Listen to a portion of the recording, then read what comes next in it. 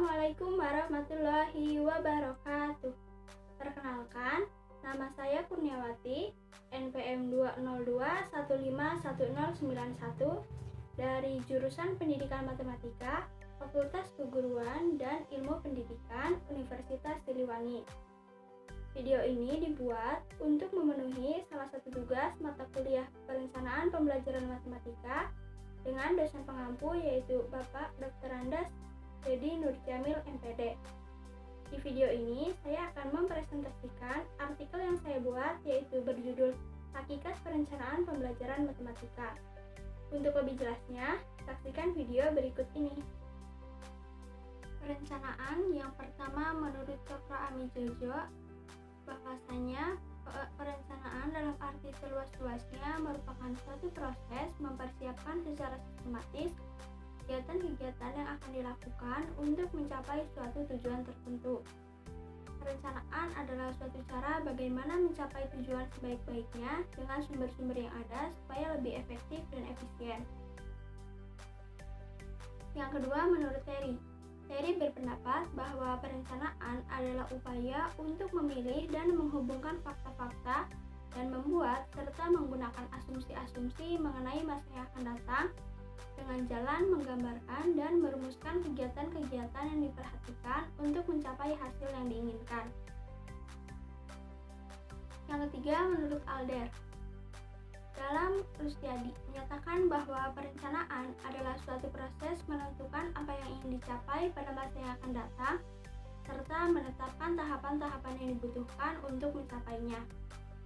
Berdasarkan beberapa pendapat di atas, dapat disimpulkan bahwa perencanaan adalah suatu proses dalam menentukan apa yang ingin dicapai pada masa yang akan datang dengan jalan menggambarkan, merumuskan, dan menetapkan tahapan-tahapan yang dibutuhkan untuk mencapai suatu tujuan yang tertentu dengan menggunakan sumber-sumber yang ada supaya lebih efektif dan efisien. Selanjutnya yaitu pembelajaran. Yang pertama menurut Dimyanti dan Mujiono. Dimyanti dan Mujiono berpendapat bahwa pembelajaran adalah kegiatan guru secara terprogram dalam desain instruksional untuk membuat belajar secara aktif yang menekankan pada penyediaan sumber belajar. Yang kedua, menurut Gagne.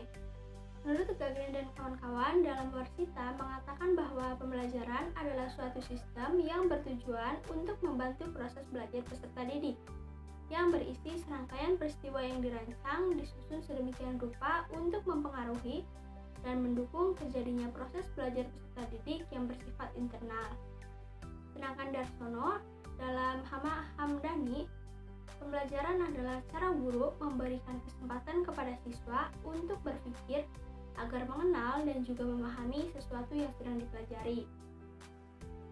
Berdasarkan beberapa pendapat di atas, ditarik kesimpulan bahwa pembelajaran adalah suatu usaha yang diberikan oleh pendidik kepada peserta didik untuk berinteraksi dengan peserta didik untuk memahami hal baru melalui perantara sumber belajar. Pendidik membelajarkan peserta didik sehingga terjadi perubahan tingkah laku ke arah yang lebih baik. Selanjutnya yaitu matematika. Menurut Ismail dan kawan-kawan, matematika merupakan ilmu yang membahas angka-angka dan perhitungan yang membahas masalah-masalah numerik mengenai kuantitas dan besaran, mempelajari hubungan pola, bentuk dan struktur, sarana berpikir, kumpulan sistem, struktur, dan alat. Hal ini berarti bahwa objek yang dibahas dalam matematika hanyalah pada permasalahan angka saja, baik dalam permasalahan angka-angka yang memiliki nilai maupun sebagai sarana dalam memecahkan suatu masalah. Yang kedua yaitu menurut Wahyudi dan Kriswandani. Wahyudi dan Kriswandani berpendapat bahwa matematika adalah ilmu pengetahuan yang mempelajari konsep-konsep abstrak yang disusun dengan menggunakan simbol dan merupakan bahasa yang ekstrak, cermat, dan terbebas dari emosi. Sedangkan yang ketiga yaitu menurut Jansen dan Rising. Jansen dan Rising berpendapat bahwa matematika adalah pola berpikir, pola mengorganisasikan, pembuktian yang logik. Matematika itu adalah bahasa yang menggunakan istilah yang didefinisikan dengan cermat, jelas, dan akurat. Representasinya dengan simbol yang padat, lebih berupa bahasa simbol mengenai ide daripada mengenai bunyi. Dan dari beberapa uraian pendapat di atas dapat ditarik kesimpulan bahwa matematika merupakan ilmu tentang kuantitas, struktur, ruang, perubahan, dan logika yang dibangun melalui penalaran deduktif dan dijabarkan dengan simbol atau bahasa simbol yang terdefinisikan secara sistematik. Antara satu konsep dengan konsep lain saling berkaitan dan pembuktian matematika dibangun dengan penalaran deduktif. Matematika merupakan kegiatan manusia yang mengkaji berbagai benda abstrak yang berkaitan dengan angka-angka yang digunakan untuk memecahkan masalah kehidupan sehari-hari dan juga digunakan sebagai pengembang ilmu pengetahuan dan teknologi. Selanjutnya yaitu mengenai pembelajaran matematika. Menurut Sofiawati, pembelajaran matematika adalah usaha sadar guru untuk membentuk watak, peradaban, dan meningkatkan mutu kehidupan peserta didik, serta membantu siswa dalam belajar matematika agar tercipta komunikasi matematika yang baik, sehingga matematika itu lebih mudah dipelajari dan juga lebih menarik. Sedangkan menurut Sobinto dan kawan-kawan, pembelajaran matematika adalah proses pemberian pengalaman belajar kepada siswa melalui serangkaian kegiatan yang terencana, sehingga siswa memperoleh kompetensi tentang bahan matematika yang dipelajari. Pembelajaran matematika selanjutnya yaitu menurut Brunner. Brunner berpendapat bahwa pembelajaran matematika adalah belajar tentang konsep dan struktur matematika yang terdapat dalam materi yang dipelajari, serta mencari hubungan antara konsep dan matematika di dalamnya. Yang terakhir yaitu menurut Hermann Suherman yang mengemukakan bahwa dalam pembelajaran matematika perlu dibiasakan untuk memperoleh pemahaman melalui pengalaman tentang sifat-sifat yang dimiliki dan yang tidak dimiliki oleh siswa dari objek wisata. Dari beberapa pendapat ahli di atas, tarik kesimpulan bahwa pembelajaran matematika adalah suatu proses interaksi mengajar pelajaran matematika yang dilakukan antara siswa dan guru, yang mana proses tersebut merupakan sebagai suatu sarana atau wadah yang berfungsi untuk mempermudah berpikir di dalam ilmu atau konsep-konsep abstrak dalam rangka untuk membantu siswa dalam mempelajari matematika sebagai suatu hal yang menarik dan juga menyenangkan. Selanjutnya yaitu mengenai perencanaan pembelajaran matematika. Perencanaan pembelajaran matematika adalah rencana kegiatan operasional yang dirancang oleh guru yang berisi skenario tahap demi tahap tentang kegiatan pembelajaran yang dilakukannya di kelas bersama siswa dalam satu kali tatap muka atau pertemuan. Perencanaan pembelajaran matematika yaitu tahap awal dalam kegiatan suatu pembelajaran matematika yang terkait dengan pencapaian tujuan pembelajaran matematika yang harus direncanakan dan diaktualisasikan, serta diarahkan pada pencapaian tujuan atau penguasaan sejumlah kompetensi dan indikatornya sebagai gambaran hasil belajar. Rencana pembelajaran matematika ini penting untuk disusun oleh guru sebelum melaksanakan pembelajaran, karena rencana pembelajaran inilah yang nantinya merupakan arah atau petunjuk bagi guru dalam melaksanakan proses pembelajaran matematika yang efektif dan juga efisien. Selanjutnya yaitu pembahasan mengenai epistemologi dari hakikat perencanaan pembelajaran matematika. Yang pertama yaitu ada indikator perencanaan pembelajaran matematika. Indikator dalam perencanaan proses pembelajaran disusun untuk menentukan keberhasilan pencapaian kompetensi dasar. Dengan demikian, indikator dirumuskan sebagai dasar untuk menyusun alat penilaian. Adapun kriteria dalam merumuskan indikator yaitu yang pertama, indikator dirumuskan dalam bentuk perilaku yang dapat diukur tingkat keberhasilannya. Yang kedua, perilaku yang diukur itu berorientasi pada hasil belajar, bukan pada proses belajar. Yang ketiga, setiap satu indikator hanya mengandung satu perilaku. Dan yang keempat, perilaku dalam indikator harus signifikan dengan kompetensi utama dalam pembelajaran bahasa, yakni menyimak, berbicara, membaca, maupun menulis. Yang kedua yaitu langkah-langkah dalam penyusunan perencanaan pembelajaran matematika. Langkah-langkah penyusunan rencana pembelajaran matematika yaitu yang pertama, melakukan identifikasi mata pelajaran. Identifikasi mata pelajaran ini meliputi nama mata pelajaran, jenjang sekolah, kelas, dan semester. Yang kedua, mengkaji standar kompetensi dan kompetensi dasar. Yang ketiga, merumuskan tujuan pembelajaran. Tujuan pembelajaran yang dirumuskan adalah tujuan pembelajaran untuk satu kali pertemuan dan dirumuskan berdasarkan kompetensi dasar. Yang keempat, merumuskan indikator pencapaian kompetensi. Indikator merupakan tolak ukur pencapaian kompetensi dasar yang ditandai oleh perubahan perilaku yang dapat diukur yang mencakup sikap, pengetahuan, dan juga keterampilan. Yang kelima, menyusun uraian materi pembelajaran.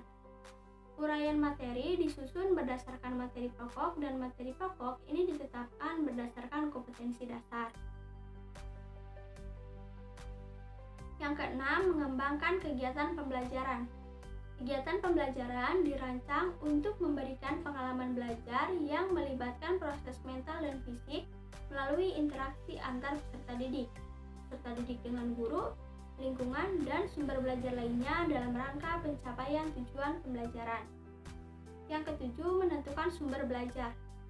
Penentuan sumber belajar didasarkan pada standar kompetensi dan kompetensi dasar, serta materi pokok atau pembelajaran, kegiatan pembelajaran, dan indikator pencapaian kompetensi. Yang kedelapan, menentukan jenis penilaian. Penilaian pencapaian kompetensi dasar peserta didik dilakukan berdasarkan indikator. Penilaian dilakukan dengan menggunakan tes dan non-tes dalam bentuk tertulis maupun lisan, pengamatan kinerja, pengukuran sikap, penilaian hasil karya berupa tugas, proyek dan atau produk, penggunaan portofolio, dan penilaian diri. Dan yang terakhir yaitu menentukan alokasi waktu.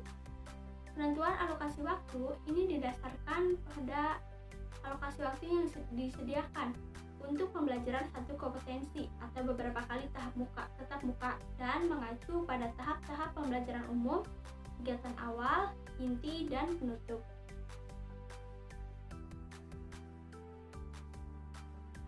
Selanjutnya yaitu karakteristik perencanaan pembelajaran.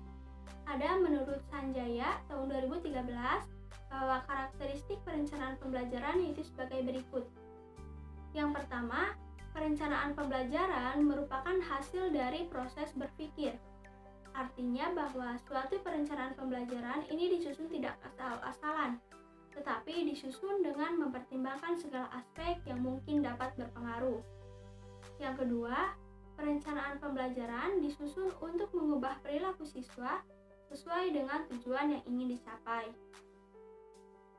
Yang ketiga, perencanaan pembelajaran berisi rangkaian kegiatan yang harus dilaksanakan untuk mencapai tujuan sebagai pedoman dalam mendesain pembelajaran sesuai dengan kebutuhan. Selanjutnya yaitu mengenai ciri-ciri perencanaan pembelajaran matematika. Ciri-ciri perencanaan pembelajaran matematika yang juga sekaligus merupakan prinsip-prinsip dalam menyusun rencana pembelajaran matematika. Yang pertama yaitu ilmiah. Artinya keseluruhan materi baik fakta, konsep, prinsip, dan operasi berikut kegiatan yang menjadi muatan dalam rencana pembelajaran ini harus terjamin kebenarannya dan dapat dipertanggungjawabkan secara keilmuan. Yang kedua, relevan. Cakupan, kedalaman, tingkat kesukaran, dan urutan penyajian materi dalam rencana pembelajaran sesuai dengan tingkat perkembangan fisik, intelektual, sosial, emosional, dan spiritual peserta didik. Yang ketiga, sistematis. Komponen-komponen rencana pembelajaran saling berhubungan secara fungsional dalam mencapai kompetensi. Yang keempat, konsisten. Adanya hubungan yang konsisten antara kompetensi dasar, indikator, materi pokok, sumber belajar, dan sistem penilaian. Yang kelima, memadai. Cakupan indikator, materi pokok, sumber belajar, dan sumber penilaian, sistem penilaian cukup untuk menunjang pencapaian kompetensi dasar. Yang keenam, aktual dan konseptual. Cakupan indikator, materi pokok, sumber belajar, dan sistem penilaian memperhatikan perkembangan ilmu, teknologi, dan seni mutakhir dalam kehidupan nyata dan peristiwa yang terjadi. Yang ketujuh, fleksibel. Keseluruhan komponen rencana pembelajaran dapat mengakomodasi keragaman peserta didik, pendidik, dan dinamika perubahan yang terjadi di sekolah serta tuntutan masyarakat. Yang kedelapan, menyeluruh. Komponen rencana pembelajaran mencakup keseluruhan ranah kompetensi, kognitif, afektif, dan psikomotorik. Selanjutnya yaitu mengenai tahapan dari perencanaan pembelajaran matematika. Perencanaan sebagai suatu proses kegiatan dari berbagai sumber secara umum dapat dikatakan terdiri atas 3 fase atau tahapan. Fase-fase atau tahapan-tahapan dalam proses pembelajaran yang dimaksud meliputi yang pertama, tahap perencanaan. Tahapan ini memuat kegiatan perencanaan pembelajaran ke depan yang nantinya akan menjadi pedoman untuk mencapai hasil yang diharapkan dalam akhir pembelajaran dan tentunya dijadikan pedoman dalam proses pengajaran. Yang kedua, teknik pelaksanaan. Dalam tahap ini, guru melakukan interaksi belajar mengajar melalui penerapan berbagai strategi, metode, dan teknik pembelajaran, pemanfaatan perangkat media, dan tentunya dengan tambahan pemahaman atau penguasaan teori pendidikan, prinsip mengajar, teori belajar, dan lainnya yang relevan untuk proses pembelajaran. Yang ketiga, tahap evaluasi. Pada tahap ini, kegiatan guru adalah melakukan penilaian atas proses pembelajaran yang telah dilakukan. Evaluasi adalah alat untuk mengukur ketercapaian tujuan. Dengan evaluasi, dapat diukur kuantitas dan kualitas pencapaian tujuan pembelajaran. Sebaliknya, oleh karena evaluasi sebagai alat ukur ketercapaian tujuan, maka tolak ukur perencanaan dan pengembangannya adalah tujuan pembelajaran. Selanjutnya yaitu mengenai dimensi perencanaan. Dimensi perencanaan dalam Abdul tahun 2009 nomor 18-20 adalah sebagai berikut. Yang pertama, signifikasi. Yang kedua, fleksibilitas. Yang ketiga, relevansi. Yang keempat, kepastian. Kelima, ketelitian. Keenam, adaptabilitas. Ketujuh, waktu. Kedelapan, monitoring. Dan kesembilan, isi perencanaan.